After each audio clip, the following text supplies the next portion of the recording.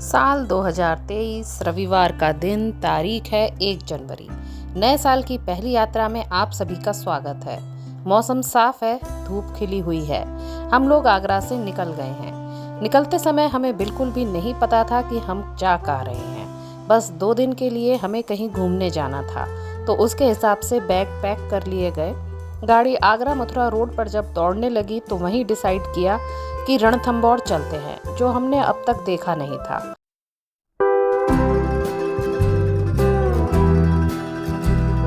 रणथंबोर टोंक से लगभग 90 किलोमीटर दूर है। टोंक में मेरी दीदी रहती हैं, तो बस आज रात तक टोंक दीदी के पास पहुंच जाएंगे। फिर अगले दिन हम सब दीदी सहित रणथंबोर देखने जाएंगे। हाथों हाथ ऐसा डिसाइड हुआ। हम लोग घर से 12 बजे के आसपास निकले थे। आगरा से टोंक पहुंचने में लगभग 6 घंटे का समय लगता है। दौसा आते ही हमने राजस्थान की सुप्रसिद्ध कड़ी कचौड़ी खाई। बहुत ही लाजवाब थी। टोल पर बहुत सारी चिड़िया चहचहा रही थी। उन्हें भी कड़ी कचौड़ी बहुत पसंद आई। कड़ी कचौड़ी खा तो ली थी, पर राजस्थान आओ और गट्टे की सब्जी न खाओ, ऐसा कैसे हो सकता है। तो दौसा के समीप ही होटल हाईवे किंग में हमने लंच किया। खाना बहुत ही स्वादिष्ट था, खासकर गट्टे की सब्जी। यहाँ दुनिया भर के अचार भी मिल रहे थे। मैंने आम और नींबू का अचार भी लिया।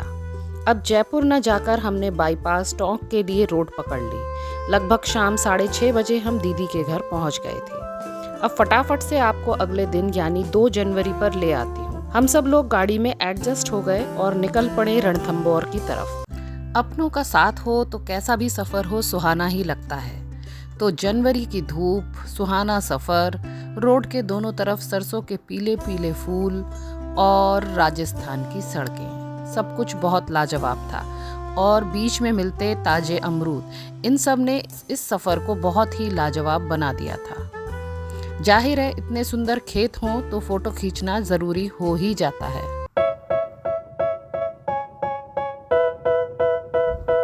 अब बात करते हैं रणथंबोर की। रणथंबोर का वन्य जीव अभ्यारण्य दुनिया भर में बाघों की मौजूदगी के कारण जाना जाता है। रणथंबोर राष्ट्रीय उद्यान राजस्थान के सवाई माधोपुर जिले में स्थित है। यह उत्तर भारत के बड़े राष्ट्रीय उद्यानों में गिना जाता है। अगर आप रणथंबोर नेशनल पार्क में सफारी का आनंद लेना चाहते हैं तो इसके लिए आपको पहले से ऑनलाइन बुकिंग करनी होगी। जब 2 तारीख को हम लोग यहाँ आए तो पता चला कि 5 तारीख तक की ऑनलाइन बुकिंग हो चुकी है और ऐसे ही आप तुरंत बुक करके नहीं जा सकते हैं। तो इस परिस्थिति में हमने रणथंबोर का किला देखने का निर्णय लिया। यह है रणथंबोर राष्ट्रीय उद्यान का मुख्य द्वार। यहीं से सफारी के लिए निकलते हैं और यहीं से रणथंबोर किले के लिए भी, जिसके लिए कोई शुल्क नहीं देना होता है। किला जाने के लिए एंट्री 1 घंटे के लिए रोकी गई थी, क्योंकि अंदर काफी ट्रैफिक हो गया था। तो हमने इस बीच बाहर लगी स्टॉल पर खाने का लुत्फ उठाया। खाते पीते मजे से 1 घंटा पास हो गया। अब हम चलते हैं राष्ट्रीय उद्यान में अंदर। तो ये है वो रास्ता जहाँ दोनों तरफ हैं घने जंगल और सिंगल रोड। यह किला रणथंबोर नेशनल पार्क के जंगलों के बीच स्थित है, जो चौहान शाही परिवार से संबंध रखता है। इस किले का निर्माण कब हुआ उसका सटीक समय आज भी अज्ञात है। हालांकि कई पुरातत्वविदों का कहना है कि किले का निर्माण 10वीं शताब्दी में चौहान वंश के राजपूत राजा सपलक्ष के शासनकाल के समय शुरू हुआ था। राजस्थान के चौहान शाही परिवार ने किले का शेष निर्माण पूरा कराया था। तब इस किले को रण स्तंभ के नाम से जाना जाता था। विभिन्न कालों में यहाँ कभी मुगलों और कभी राजपूतों का साम्राज्य रहा।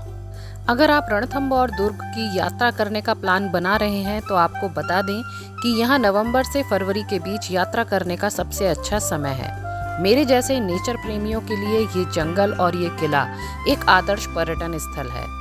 रणथंबोर किले को यूनेस्को द्वारा विश्व धरोहर स्थल घोषित किया गया है, क्योंकि यह राज्य का एक खास पहाड़ी किला है।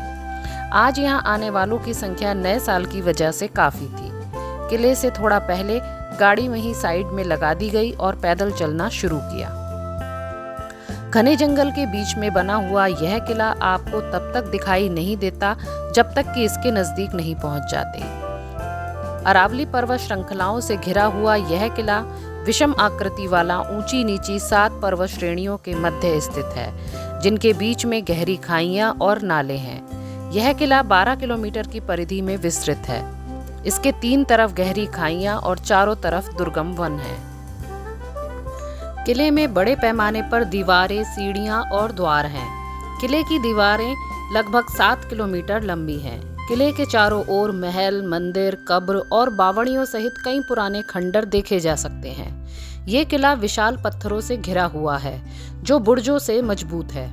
किले के अंदर चिनाई के लिए पत्थर का खनन किया गया था और बाद में खदानों को पानी के भंडारण के लिए तालाबों में बदल दिया गया था। किले में नवलखा पोल, हाथी पोल, गणेश पोल, अंधेरी पोल, दिल्ली पोल, सत पोल, सूरज पोल के नाम से 7 दरवाजे हैं। आगंतुक 7 द्वारों में से एक के माध्यम से प्रवेश करेंगे।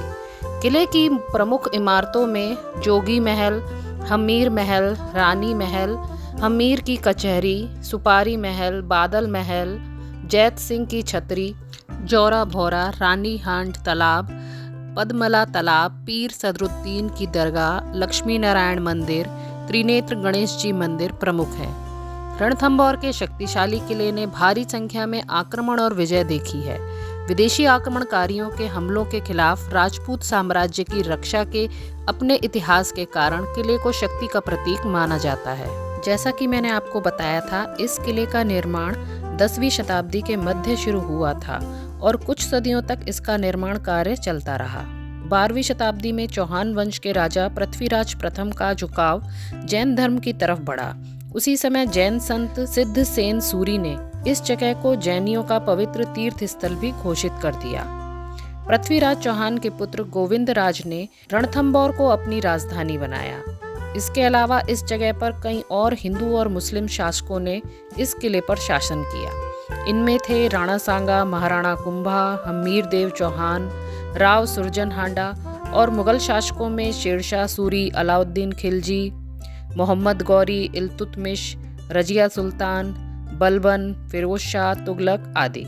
लेकिन राणा हमीर देव चौहान का शासनकाल रणथंभौर दुर्ग का सबसे प्रसिद्ध शासनकाल माना जाता है।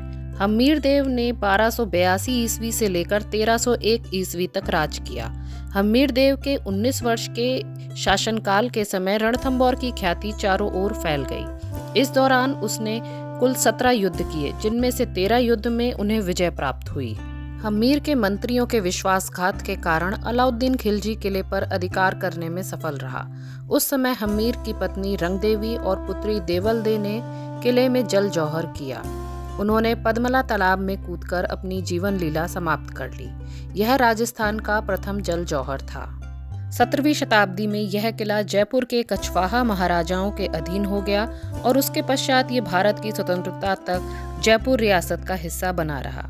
18वीं शताब्दी में सवाई माधो सिंह ने रणथंभौर के आसपास के गांवों का विकास करना शुरू कर दिया, जिससे इस किले को मजबूती मिली और समय के साथ इन गांवों का नाम बदलकर सवाई माधोपुर कर दिया गया। 1964 के बाद से ही ये किला भारतीय पुरातत्व सर्वेक्षण के नियंत्रण में है। किला अब एक पर्यटन आकर्षण है। किले के खूबसूरत खंडहरों में एक सौंदर्य अपील है जो उन सभी लोगों की दृष्टि और दिमाग को आकर्षित कर सकती है जो उत्कृष्ट कृति पर अपनी नजरें जमाए हुए हैं। किला इतना बड़ा है कि एक बार में पूरा देखना संभव ही नहीं है। पता नहीं कितना कुछ देखने से रह गया होगा। अब शाम हो चली है और हमने पकड़ ली है वापसी की राह। यहाँ से विदा लेते लेते अंधेरा हो चला था। यहाँ से हम सीधे पहुंचे टोंक के सुप्रसिद्ध देवनारायण भोजनालय, जहाँ राजस्थानी भोजन का हमने फिर से लुत्फ उठाया। और यहाँ स्पेशल चीज़ थी ये सेव की सब्जी, जो कि वाकई बहुत अच्छी थी। तो इस तरह से हमारा आज का दिन सफलतापूर्वक संपन्न हुआ। अगले दिन हम लोग आगरा के लिए निकल गए। आशा करती हूँ रणथंभौर का यात्रा वृत्तांत आपको पसंद आया होगा। मिलती हूँ आपसे अपने अगले वीडियो में। तब तक के लिए tata bye bye. Thanks for watching.